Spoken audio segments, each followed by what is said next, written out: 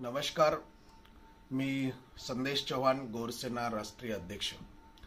आज आपल्या समोर येण्याचं कारण असं आहे की महाराष्ट्रातील सगळ्या जनतेला माहीतच आहे की मागील 4-5 दिवसापासून प्रचार माध्यमांवरती पूजा चव्हाणचे एक प्रकरण फार मोठ्या प्रमाणामध्ये गाजत आहे. माझ्या बंधूंनो आणि भगिनींनो, मला सांगायचा मुद्दा हा आहे की आपल्याकडे एक फार मोठी मानसिक विकृती दिसून येते.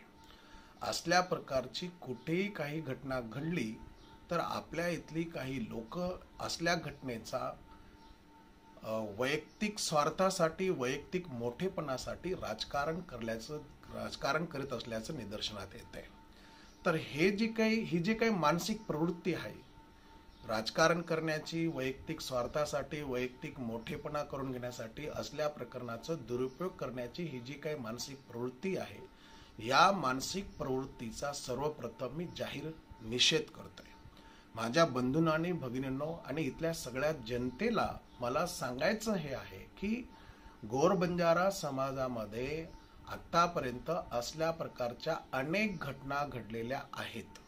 उदाहरणार्थ सांगायचं असेल, ज्या वेळेला औरंगाबाद येथे सीमा राठोडच्या संदर्भामध्ये फार मोठं प्रकरण घडलं होतं, तिच्यावर 3-4 नराधमांनी अतिप्रसंग करून तिची अमानुष हत्या करून तिला जंगलात फेकून दिलेलं होतं. त्यावेळेला गोरसेनेच्या वतीने तसेच इतर समाज बांधवाच्या वतीने फार मोठं आंदोलन औरंगाबाद येथे केलं होतं. त्या प्रसंगाला, त्या घटनेला कुठल्याही राजकीय पक्षाने पाठबळ दिलेला नव्हता किंवा जी काय घटना घडली तिच्या विरोधामध्ये कुठल्याही राजकीय पक्षाने खंबीर असं समर्थन किंवा ताकद दिली नव्हती.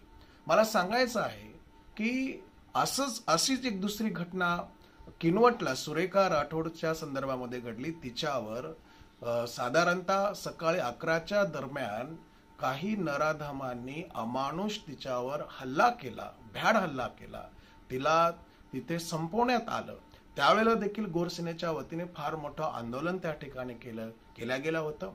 सोबतच इव्हन दारव्याला सुद्धा ज्या वेळेला आशुतोष राठोडचं प्रकरण घडलं होतं, आशुतोष राठोडला मारून अर्ध जळालेल्या अवस्थेमध्ये त्याचं प्रेत त्या ठिकाणी सापडलं होतं. त्याच्यावर देखील फार मोठा अन्याय अत्याचार त्या ठिकाणी झाला होता. तर हे जे काही घटनाक्रम ह्या ज्या काही घटना मी आपल्याला सांगू इच्छित आहे, या कुठल्याही घटनेमध्ये, कुठल्याही घटनेच्या बाबतीमध्ये कुठलाही पक्ष त्या ठिकाणी समोर आला नव्हता. मग तो काँग्रेस असेल, राष्ट्रवादी असेल, बीजेपी असेल, शिवसेना असेल किंवा अन्य कुठले पक्ष असतील, त्यावेळेला पक्षातली लोक कुठे गेली होती? आज पूजा चव्हाणचं प्रकरण दिसतंय, त्यावेळेला काही पक्षांच्या लोकांना फार उतू येतोय. मला सांगायचा मुद्दा आहे की या सगळ्या गोष्टीचं आपण राजकारण का करीत आहात आणि या सगळ्या प्रकरणामध्ये समाजाची कुठेतरी बदनामी करण्याचे एक षड्यंत्र निदर्शनात येत आहे. तर मी गोरसेनेचा राष्ट्रीय अध्यक्ष या नात्याने इथल्या सगळ्या असल्या विकृत लोकांना मी त्यांना ताकीद देऊ इच्छितो की खबरदार, यानंतर आपण गोरबंजारा समाजाला बदनाम करण्याचा प्रयत्न करू नये आणि जर केला तर त्याला चोख प्रत्युत्तर दिल्या जाईल. आणि त्यासोबत मी पुन्हा आणखीन सगळ्यांना सांगू इच्छितो की असल्या प्रकरणाचं राजकारण करू नका. किमान पूजा चव्हाण ही तर आपल्यातून गेलीये आणि तिच्या मृत्यूचं राजकारण आपण करतोय. किती घाणेरडी गोष्ट आहे, किती तापदायक गोष्ट आहे. किमान सतसत विवेक बुद्धी कुठेतरी आपण ठेवली पाहिजे आणि त्या पद्धतीने आपलं आचरण आपण केलं पाहिजे. माझ्या बंधूंनो आणि भगिनींनो, मला सांगायचं आहे की हे जे काही प्रकार घडले आहेत याच्यामध्ये कोणी पीडित असेल, कोणी गुन्हेगार असेल, तर पीडित आणि गुन्हेगार ह्यांची कुठलीही जात नसते, कुठलाही धर्म नसतो, कुठलाही वंश नसतो. पीडित हा पीडित असतो आणि गुन्हेगार हा गुन्हेगार असतो. गोरसेनेची खंबीर भूमिका आहे की पीडिताला कुठेतरी न्याय मिळाला पाहिजे आणि जो कोणी गुन्हेगार आहे त्यांना या प्रकरणाची 100% सजा झालीच पाहिजे. कारण याच्यासाठी जी काही आपली पोलीस यंत्रणा आहे ती काम करीत आहे. त्यांना काम करू द्या आणि निश्चितच ते जे काय करतील त्याच्यावर आपण विश्वास ठेवला पाहिजे आणि जे काय निर्णय पोलीस यंत्रणेच्या माध्यमातून आणि माननीय न्यायालयाच्या माध्यमातून जे काही गोष्ट समोर येईल ती गोष्ट आपण मान्य करावी लागेल. त्याला धरूनच आपल्याला पुढे जावं लागेल. किंबहुना ह्या सगळ्या प्रकरणामध्ये मला फक्त एवढीच सगळ्यांना विनंती करायची आहे की कुणीही आतताईपणे आपलं मत त्या ठिकाणी व्यक्त करू नये.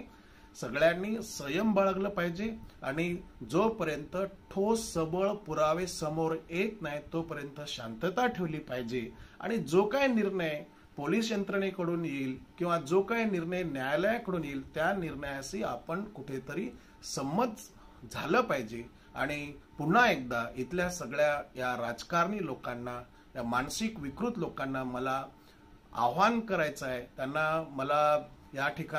त्यांना मला ताकीद द्यायची आहे की कुणीही गोर बंजारा समाजाला बदनाम करण्याचा प्रयत्न करू नये आणि या घटनेचं त्यांनी कुठेही राजकारण करू नये. आणि जर तसं केलं तर हा बंजारा समाज गप्प बसणार नाही आणि त्यांना धडा शिकवल्याशिवाय राहणार नाही.